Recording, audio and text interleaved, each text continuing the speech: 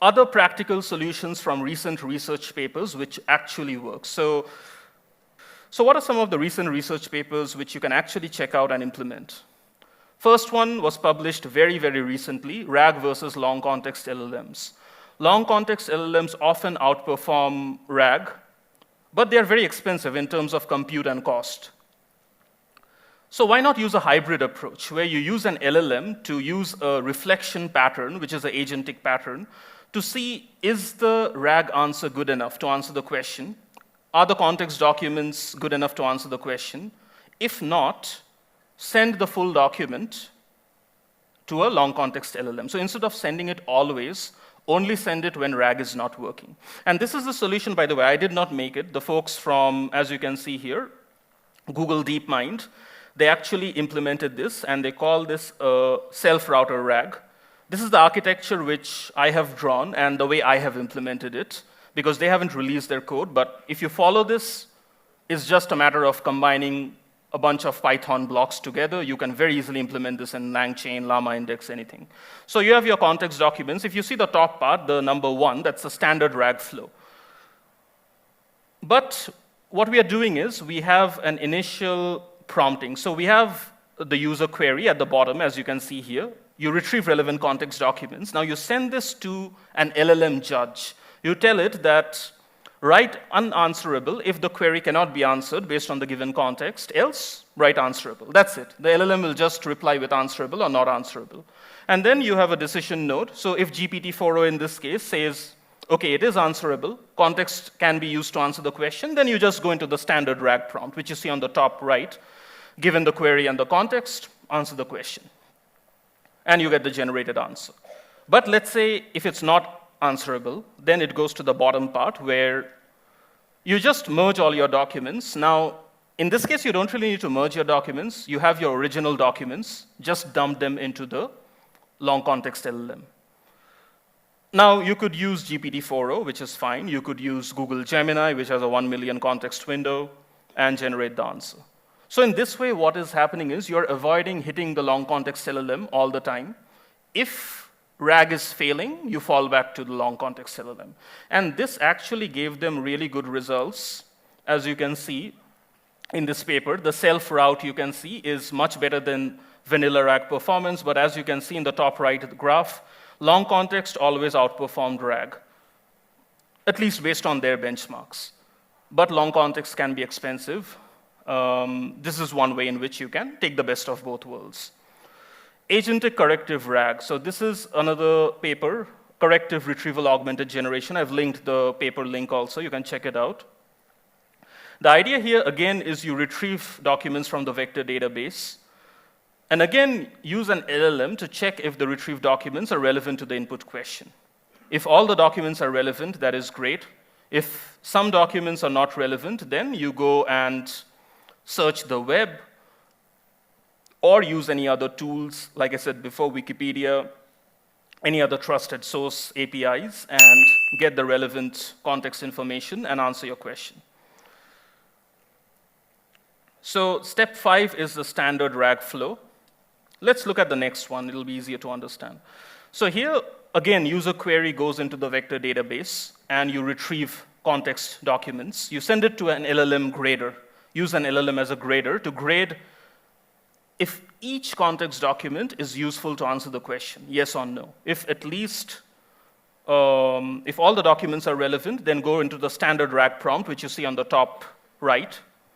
But if at least one document is irrelevant, then you rephrase your initial question into a more optimized question to search on the internet.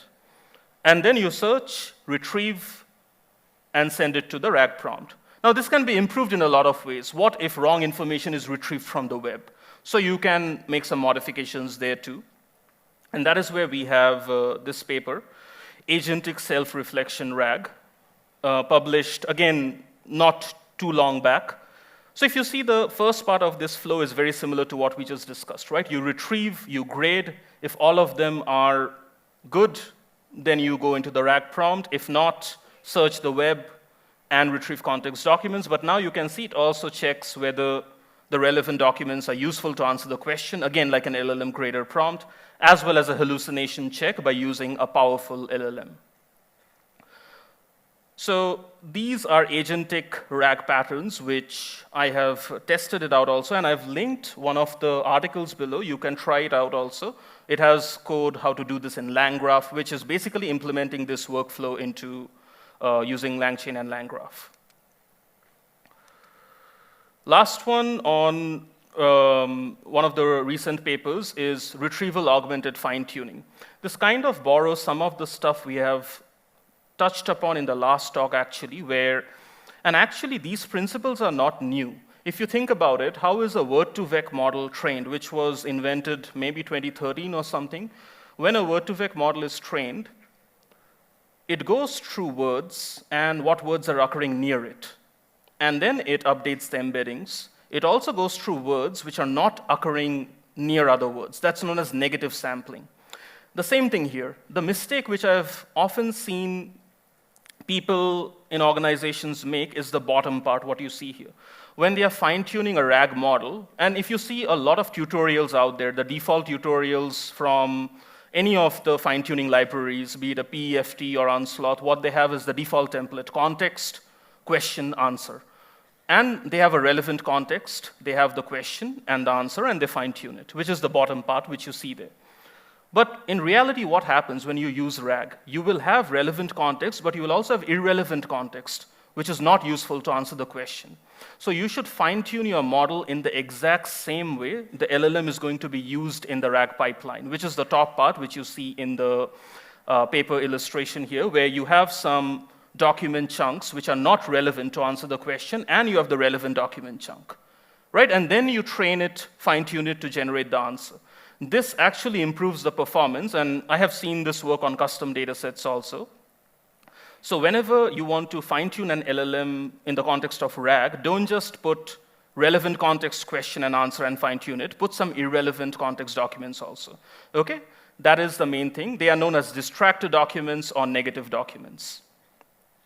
So as you can see, putting some positive and distractor or irrelevant documents in contrast to a standard RAG training setup where you just have relevant context, question, and answer. Recent LLMs to check hallucinations: GPT-4o, pretty useful, Claude 3.5. Lynx is an open weights model, probably from Petronas AI. They have trained this model explicitly on trying to catch hallucinations. Again, using an LLM to catch hallucinations is kind of ironic because the LLM itself generates hallucinations, but in many cases, these do work pretty well as a check. And hopefully in the future, we will get more relevant ways to capture hallucinations. This is a very effective way to reduce hallucinations, okay? Have negative, positive examples and make the model fine-tune it. This is an example of how to use the Lynx model. So you just load it up in Hugging Face, and your format will be context, question, and answer. Context can be relevant, irrelevant documents, whatever you retrieve from the vector database. And the prompt is what they have recommended, because that is how they have fine-tuned the model. And then it will give you a reasoning, and it will tell you whether it's relevant to answer the question, or whether there's a hallucination. Key takeaways before we wrap up the session: RAG is still very much a retrieval problem. It's not only an LLM problem. Focus on the retrieval strategy. It can really improve your performance. Build an evaluation data set. Have some test cases. You don't need to have millions of test cases, even hundreds. Pretty useful. And always evaluate your RAG system, especially if you're tuning it. Explore various chunking retrieval strategies. Like I said, don't stick to default settings. Even with long context LLMs, RAG isn't going anywhere for now. In the future, we don't know. They have introduced things like context caching, which can change the game in the future to reduce the costs. Agentic RAG systems and domain-specific fine-tuned RAG systems, like we saw with the Raft strategy, they are pretty much the future where we are headed to, at least for the next 1 to 2 years. And that's it. So thanks a lot. Hopefully you got some useful information.